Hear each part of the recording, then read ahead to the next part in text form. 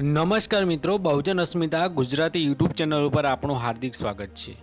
સૌથી પહેલાં જો તમે નવા હોય અને અમારી યુટ્યુબ ચેનલને સબસ્ક્રાઈબ ન કરી હોય તો સબસ્ક્રાઈબ કરજો અને બેલના નિશાન ઉપર ક્લિક કરજો, જેથી અમારા તમામ વિડીયો તમારા સુધી મળતા રહે।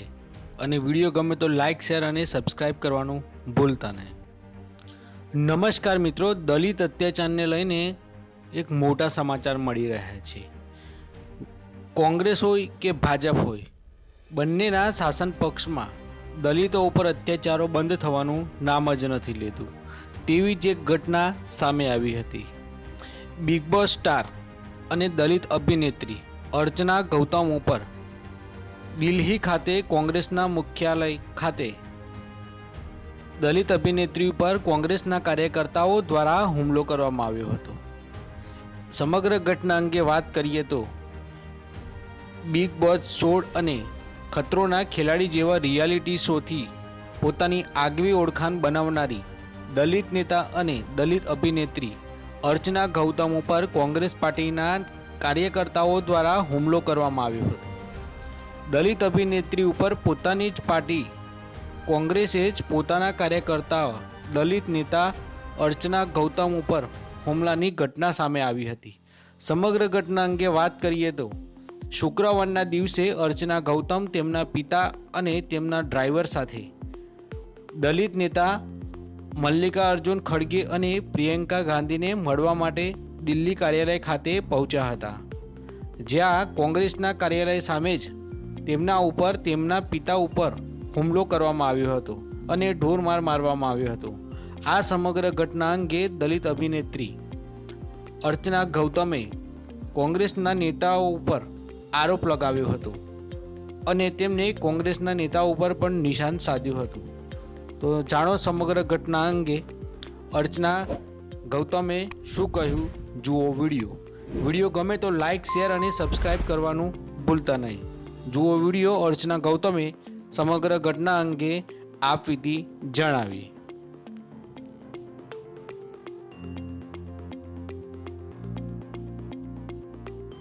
जैसे कि आप लोगों को पता है कि दिल्ली में मैं जब गई थी 29 को कॉन्ग्रेचुलेशंस करने के लिए कि 33% आरक्षण पास हुआ था, तो उसके लिए और अपना खड़गे जी को कॉन्ग्रेचुलेशंस करने के लिए गई थी।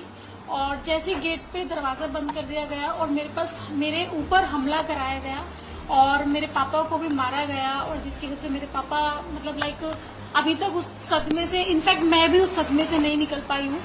तो मैंने पहले भी मीडिया में बोला था कि मैं 2-3 दिन का वेट करूंगी, तो मैंने वेट किया। मुझे लगा था शायद अब पार्टी की तरफ से कुछ आएगा या अब मुझे कोई एक रिप्लाई तो आएगा, बट कुछ भी रिप्लाई नहीं आया गया।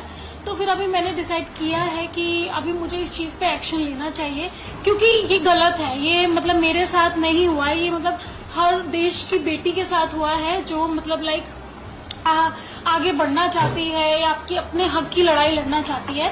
तो उस चीज़ पे मैंने अपना लीगल मैंने कार्रवाई की है, जिसकी वजह से मैंने अभी 1-2 दिन हुए हैं शायद हम लोगों को हमने ये भेजा है, क्योंकि मुझे इस चीज़ पे अब मैं चुप नहीं बैठूंगी, क्योंकि जब मैं गलत नहीं हूँ तो मैं गलत सहूंगी भी नहीं। और जिसने ये किया है, और मैं चाहती हूँ, मैं इनफैक्ट प्रेजेंट गवर्नमेंट से भी चाहती हूँ और अपनी कांग्रेस पार्टी से भी चाहती हूँ कि उस व्यक्ति का पता लगाया जाए, क्योंकि मुझे वो व्यक्ति पता है। आप लोग अपनी चीज़ों से पता लगाए, और जिसकी वजह से मैंने प्राइम मिनिस्टर ऑफ इंडिया को भी भेजा है अपनी प्रोटेक्शन के लिए, और the home minister of India को भी भेजा हुआ है, और the minister of information and broadcasting को भी भेजा गया है, and national commission of schedule caste को भी भेजा है। ये सब लोगों को मैंने भेजा है, क्योंकि मुझे ऐसा लगता है कि जब इन लोगों ने ऑन रोड मेरे पे हमला कराया गया, तो अगर मैं FIR करवाने के लिए जाती हूँ तो पता नहीं ये लोग मेरे पे क्या करा दे। तो मैं सरकार से यही दरख्वास्त करती हूँ, महाराष्ट्र गवर्नमेंट से और दिल्ली गवर्नमेंट से और यहाँ तक कि प्रेजेंट गवर्नमेंट से, कि मुझे सिक्योरिटी प्रोवाइड की जाए, जिससे कि मैं सही से अपनी FIR दर्ज करा दूँ, जिसकी वजह से उन लोगों को सजा मिले जिन्होंने मेरे साथ ये हमला करवाया है। इनफैक्ट मुझे एक बात समझ में नहीं आती कि ये सब चीजें कराने के बाद उल्टा ही मुझे पार्टी से निकाल दिया गया है, और वो भी जो लेटर आप लोगों ने देखा होगा सोशल मीडिया पे। मैं बताना चाहती हूँ सबको कि वो एक फेक लेटर है, वो झूठ लेटर है, जिसपे जो साइन आ रहा है श्याम किशोर शुक्ला जी, वो एक्स एमएलए है और इसके अनुशासन समिति के सदस्य हैं। तो पहला रूल तो ये होता है कि कोई एक्स एमएलए यानी एक्स एमएलए किसी एक्स एमएलए कैंडिडेट को निष्कासित नहीं कर सकता, उसको हक नहीं होता है। मुझे अगर कोई निष्कासित करेगा वो करेगा प्रेसिडेंट, स्टेट प्रेसिडेंट, तो उनको कोई हक नहीं बनता है। और दूसरी चीज, उन लोगों ने क्या किया कि एक लेटर पे बैक डेट की मतलब बैक डेट की एंट्री डाल के मुझे निलंबित कर दिया गया है। तो ये भी उन लोगों ने पूरे देश में ये झूठा खेल जो लोग खेल रहे हैं, उस चीज को भी मैं सामने लेके आऊंगी कि आपको कोई हक नहीं बनता कि आप बैक डेट की, क्योंकि ना मुझे कोई रिसीविंग हुई है, ना मुझे मेल पे आया है, ना मुझे व्हाट्सएप पे आया, मुझे कुछ भी नहीं आया है। तो आगे का ये वकील है और यही सारा चीजें उनसे सवाल करेंगे। और नमस्ते, जय भीम, कैसे हैं आप लोग? मुझे आप लोगों से बात करनी है और मैंने जस्ट अभी मैं इंस्टाग्राम से लाइव आई हूँ, तो मैंने सोचा आप लोगों से भी बात करती हूँ क्योंकि आप लोगों ने बहुत साथ दिया है मेरा, हर जगह साथ दिया है, चाहे वो मेरी रियल लाइफ हो, चाहे मेरी एक्टिंग लाइफ हो, चाहे बिग बॉस लाइफ हो, हर जगह आप लोगों ने मेरा साथ दिया है, उसके लिए थैंक यू सो मच। मुझे आप लोगों से एक बात कहनी थी क्योंकि काफ़ी लोगों के दिल में, जहन में एक क्वेश्चन है जो कि मतलब आधे लोगों को पता है, आधे लोगों को नहीं पता है, और कुछ चीज़ें पूछना भी चाहते हैं, तो मैं उनको बताना चाहती हूँ कि 29 को मेरे साथ एक इंसिडेंट हुआ था जो कि आधे से ज़्यादा लोग जानते हैं। मैं कॉन्ग्रेचुलेशंस करने गई थी पार्टी कार्यालय यानी AICC दिल्ली में जो ऑफिस है, कांग्रेस ऑफिस है, वहाँ पे मैं खड़गे जी को कॉन्ग्रेचुलेशंस करने गई थी, दीदी को कॉन्ग्रेचुलेशंस करने गई थी। एक तो कि वो राष्ट्रीय अध्यक्ष बन गए हैं उनकी खुशी में, और 33% का आरक्षण हुआ है महिलाओं के लिए, जो बिल पास हुआ है उसकी खुशी में मैं कॉन्ग्रेचुलेशन करने गई थी, मैं और मेरे पापा और मेरा एक ड्राइवर। मेरे ड्राइवर के हाथ में फ्लावर पोट भी था, जो बुके होता है वो था।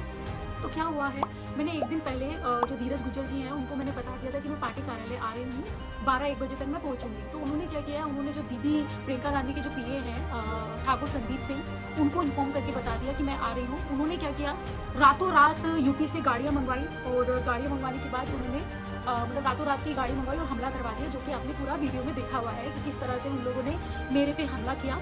और दूसरी चीज़ मैं ये बताना चाहती हूँ कि एक होता है कि ठीक है आप पार्टी से जो गेट है उससे भगा रहे हो, एक होता है कि आप मारपीट कर रहे हो, आप भीड़ में ऐसा मारपीट कर रहे हो कि कोई देखे बिना और इंसान की मौत भी हो जाए। और औरतों की भीड़ में आप लड़के लोग, जो वहाँ पे जितने भी लड़के थे पार्टी के, जो कांग्रेस के जो आदमी लोग थे, वो चूटी काट रहे हैं, बाल पकड़ रहे हैं, मुझे गाड़ी की बोनेट पे धक्का दे रहे हैं, मेरे पापा को लात मार के नीचे गिरा दिया जाता है। चलो एक बार को मैं अपना डिसरिस्पेक्ट, तो पहली बात तो मैं ऐसी लड़की हूँ नहीं कि मैं अपना डिसरिस्पेक्ट भी बर्दाश्त करूंगी। यहाँ मेरे पापा की बात आती है कि कोई बेटी अपने पापा को ऐसे बीच रोड पे गिरता हुआ, उनको पिटता हुआ देख लेगी, ऐसा तो बिल्कुल भी नहीं। और शायद कोई भी महिला या कोई भी लड़की अपने बाप को पिटता हुआ या अपनी माँ को पिटता हुआ तो नहीं देख सकती है, ठीक है ना। तो मैं इतनी डर गई थी, मेरे पापा इतना डर गए थे। आप उस वीडियो को देखना जो सोशल मीडिया पे डली हुई है, जो यूट्यूब पे डली हुई है। पापा इस तरह से मुझे प्रोटेक्ट कर रहे थे कि कोई मारे नहीं, और पापा कह रहे बेटा चल, अभी इन लोगों से बात मत कर, चल। मैं बोल रही हूँ मुझे जाने दो, मुझे जाने दो, मुझे जाने तक नहीं दिया जा रहा है। वहाँ पे एक होटल था, वहाँ पे जो गार्ड होते हैं, होटल के जो सिक्योरिटी गार्ड होते हैं, मैं उनसे भीख मांग रही हूँ, प्लीज मुझे बचा लीजिए, मुझे होटल के अंदर जाने दीजिए। उन लोगों ने सीधा मना कर दिया, आपको नहीं जाने दे सकते। अरे होटल में एक लड़की की अगर आप जान बचा लेते तो क्या हो जाता। वो जो सिचुएशन थी, मैं आज भी मतलब ये 10 दिन हो चुके हैं और मैं काफी हुई हूँ अंदर से। मैं अपना सोशल मीडिया पे एक्टिव नहीं थी, मैं इतनी टेंशन में थी, मैं इतना टेंशन लेती थी, घर पे लेटी रहती हूँ। घर पे कोई कुंडी भी खटखटाता है तो मुझे लगता है कि कोई मारने तो नहीं आ रहा है। मैं इतना ज्यादा मैं डर चुकी हूँ कि वो लोग क्या मतलब हमला कराने का क्या सोच रहे थे कि भीड़ में मुझे मार देंगे और पता ही नहीं चलेगा, और लोग बोलेंगे कि अरे भीड़ में अर्चना गौतम की मौत हो गई है, चलो राजनीति करते हैं। मतलब जब किसी की मौत हो जाती है, या तब किसी की, इनफैक्ट मैं दलित महिला की बात करती हूँ क्योंकि मैं आई एम अ जाटा और आई एम अ प्राउड कि मैं जाटा हूँ। तो एक लड़की की मौत हो जाती है और आप लोग बोलोगे अरे एक दलित महिला की मौत हो गई है, चलो राजनीति करते हैं, तब सारे के सारे राजनीति पे उतर जाते हैं, बड़े से बड़े नेता। क्या अभी जब मैं जिंदा इंसान बोल रही हूँ, चिल्ला चिल्ला के बोल रही हूँ कि मेरे साथ गलत हुआ है, आप प्लीज इस चीज की जांच कीजिए, क्यों किया है, CCTV फुटेज पता करिए, आपको दिखता नहीं है? कहाँ है कांग्रेस के दिग्गज नेता, कहाँ है खड़गे जी, कहाँ है प्रियंका गांधी जी, कहाँ है राहुल गांधी जी? क्या दीदी आपको नहीं दिखता? आपके कांग्रेस ऑफिस के बाहर ये सब बवाल हो चुका है, पूरा सोशल मीडिया पे वायरल हो चुका है। आपको पता नहीं है? क्या आपने एक बार भी मुझसे पूछने की कोशिश की है, या आप अपने पीए ठाकुर संदीप सिंह की ही बात मानेंगी? जो ठाकुर संदीप सिंह ने बोल दिया वो पत्थर की लकीर है।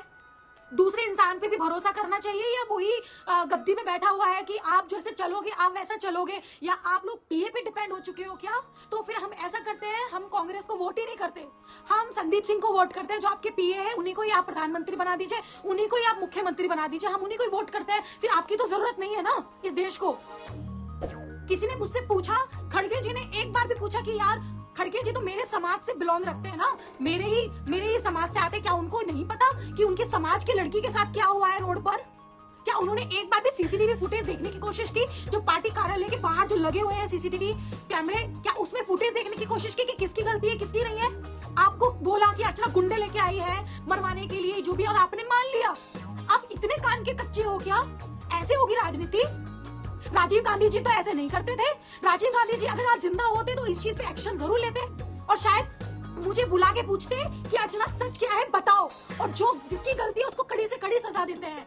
और आप लोग नहीं कर रहे हैं, क्योंकि आपके जो सो कॉल पीए हैं जो आपके चारों तरफ हैं, वो आपके साथ 10 साल से जुड़े हुए हैं, 15 साल से जुड़े हुए हैं, तो वो तो कुछ गलत बोलेंगे ही नहीं, क्योंकि वो आपके पीए हैं। एक लड़की गलत हो सकती है, लड़की का रेप हुआ है, अच्छा लड़की में ही कुछ खराबी होगी, लड़की का रोड पे मर्डर हुआ है, लड़की की ही कुछ खराबी होगी। कभी एक बार लड़की से पूछा है आकर कि क्या प्रॉब्लम हुई थी अर्चना, किसने किया है ये? मुझसे एक बार पूछो तो। किसी को नहीं पता, ऐसे चलेगी पार्टी? आपका सिस्टम लोग खराब कर रहे हैं, और मेरे जैसी लड़कियां या मेरे जैसे कांग्रेसी जो आपको बचाने के लिए आते हैं, इन लोगों से मुक्ति दिलाने के लिए आते हैं कि आपकी पार्टी को खोखला करके खा रहे हैं संदीप जैसे लोग, तो आपको नहीं दिखता, उस पे ही इल्जाम लगा के उसको ही पार्टी से निकाल देते हो।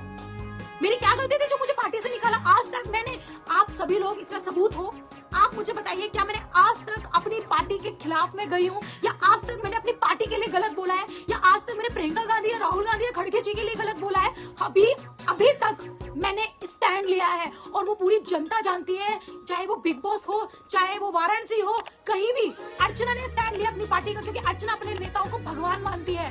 बट वहां से जब चीजें ऐसी दिखती है ना, तो एक लिमिट तक ना वो धागा टूट जाता है, और आज मेरा वो धागा टूट गया, क्योंकि मेरे जैसे कितनी पीड़ित हैं जो कांग्रेस में ही मजबूत है। कभी आपने ना, मैं प्रियंका गांधी जी मैं आपसे बात कर रही हूँ, मैं राहुल गांधी जी आपसे बात कर रही हूँ, आप दोनों से मैं बात कर रही हूँ, आप पूरी जनता के सामने चले जाते हो, इनका ये कर रहे हो, कोई किसी की टायर सही कर रहे हो, किसी की स्कूटी बैठ के जा रहे हो, किसी की एजेंसी पे जा रहे हो, कहीं भी जा रहे हो, कुछ नहीं होगा, इस सब चीजों से कुछ नहीं होगा, क्योंकि आपका जो अंदर का जो सिस्टम है ना वही खराब है। आपको अगर सिस्टम को सही करना है ना, तो एक बार आइए और अपने कार्यकर्ता से पूछिए जो आपके लिए ना एक झंडा उठाता है। आपको लगता होगा कि झंडा उठाता है, इसकी क्या औकात है, बट मैं आपको बताती हूँ, अगर पार्टी का कोई भी नेता अगर जीतता है तो उस कार्यकर्ता की वजह से जीतता है, क्योंकि वो आपके आगे आगे चलता है झंडा लेके। अगर वो जिस दिन झंडा उठाना बंद कर देगा ना, आप कोई जीत ही नहीं सकता, कोई नेता नहीं जीत सकता। तो प्लीज उस कार्यकर्ता की ना रक्षा करें, उस कार्यकर्ता की सुने कि कहाँ प्रॉब्लम आ रही है। हमारी पार्टी जीत नहीं रही है तो कहाँ प्रॉब्लम आ रही है,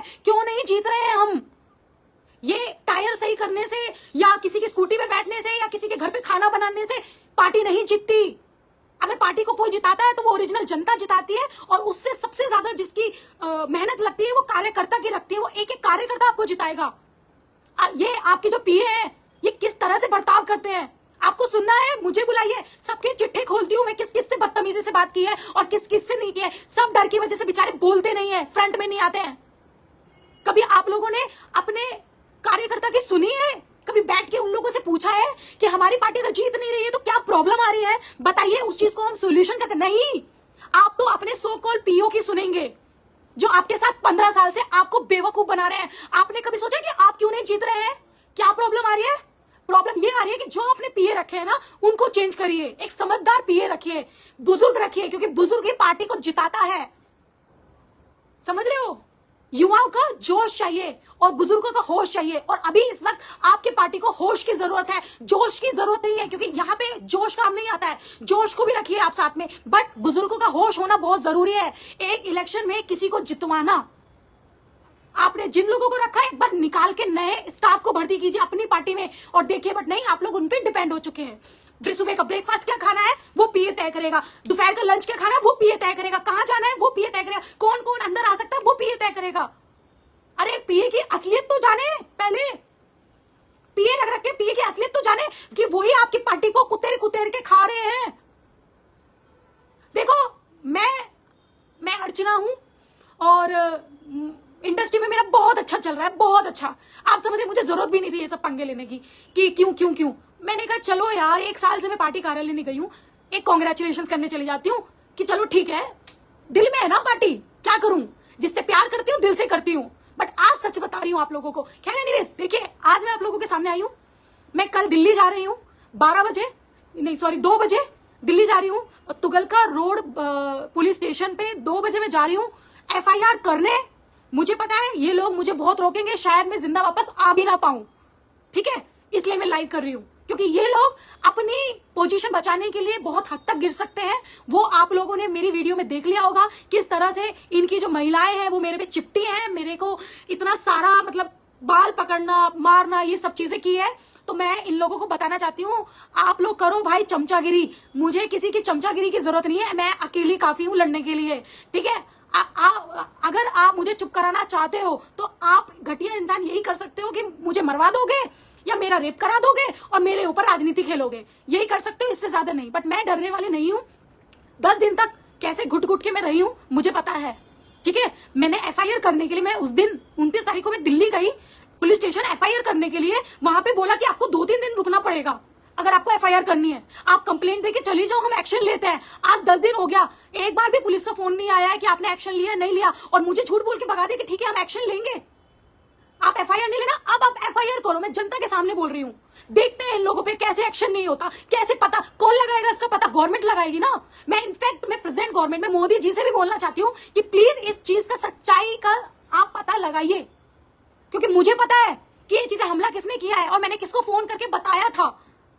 और उसने पहले भी मेरे साथ, रायपुर में भी मेरे साथ बदतमीजी की थी। मेरे पापा ने FIR किया और छत्तीसगढ़ गवर्नमेंट से CCTV फुटेज मांगा, तो उन लोगों ने CCTV फुटेज देने से भी मना कर दिया। क्यों? क्योंकि उसमें संदीप सिंह की असलियत